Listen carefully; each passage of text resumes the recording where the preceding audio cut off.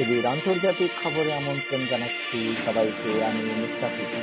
ফিলিস্তিনে গণহত্যার প্রতিবাদে গর্জে উঠেছে স্পেনের বাসিন্দারা। ইসরায়েলি বর্বরতার প্রতিবাদের মাধ্যমে সান ফার্মিন উৎসব শুরু করল স্পেন। স্পেনের পাম্পলোনা শহরে সান ফার্মিন উৎসব শুরু হয়েছে।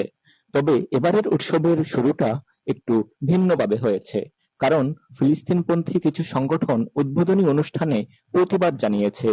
ফেসবুক পোস্ট TBN24 সূত্রে জানা যায়, ইয়ালা নাফারোয়া নামের একটি সংগঠন এই প্রতিবাদে অংশ নেয়।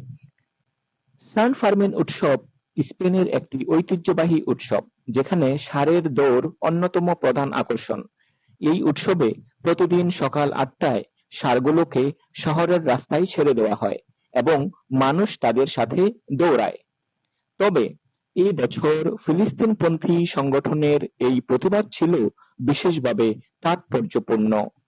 তারা ফিলিস্তিনিদের প্রতি সংহতি প্রকাশ এবং ইসরায়েলের কর্মকাণ্ডের নিন্দা জানাতে এই প্রতিবাদ করে। সংক্ষেপে বলা যায়, সান ফার্মিন উৎসব শুরু হয়েছে, তবে ফিলিস্তিন ইস্যুতে প্রতিবাদের মাধ্যমে।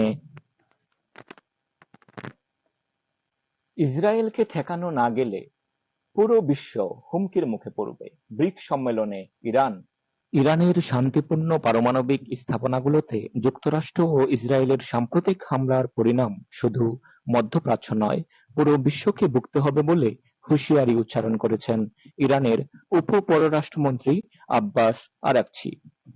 তিনি বলেন, ইসরায়েলকে জবাবদিহির আওতায় না আনলে এর পরিণতি গোটা অঞ্চলে ছড়িয়ে পড়বে। সোমবার ব্রাজিলের রিও ডি জেনিরোতে অনুষ্ঠিত ব্রিক্স সম্মেলনে এই মন্তব্য করেন আরাকচি। তিনি বলেন, আমাদের পারমাণবিক স্থাপনাগুলো লক্ষ্য করে যুক্তরাষ্ট্র ও ইসরায়েলের হামলা পারমাণবিক অস্ত্র বিস্তার রোধ চুক্তি এবং জাতিসংঘ নিরাপত্তা পরিষদের প্রস্তাব 2231-এর সরাসরি লঙ্ঘন। 2015 সালে ওই প্রস্তাবে সর্বসম্মতিক্রমে ইরানের শান্তিপূর্ণ পারমাণবিক কর্মসূচির অনুমোদন দেওয়া হয়েছিল।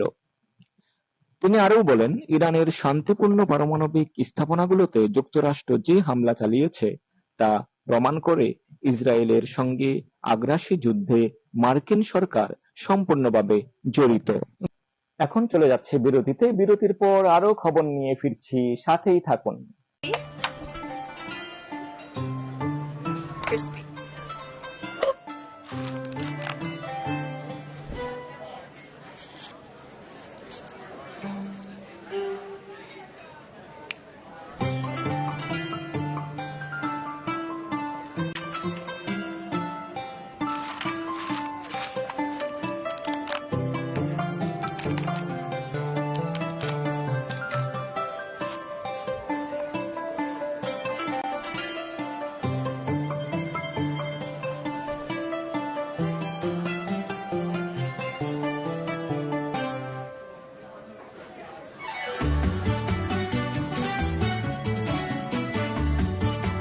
Old traditions, new choices.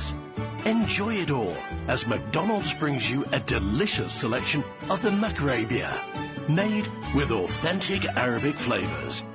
Macarabia, true to tradition. এদিকে নতুন রাজনৈতিক দল গঠনের ঘোষণা দিলেন বর্তমান বিশ্বের শীর্ষ ধনকুবের এবং বৈদ্যুতিক গাড়ি নির্মাতা প্রতিষ্ঠান টেসলার প্রধান নির্বাহী ইলন মাস্ক। তিনি তার নতুন দলের নাম দিয়েছেন আমেরিকান পার্টি। তবে এটিকে হাস্যকর বললেন ডোনাল্ড ট্রাম্প।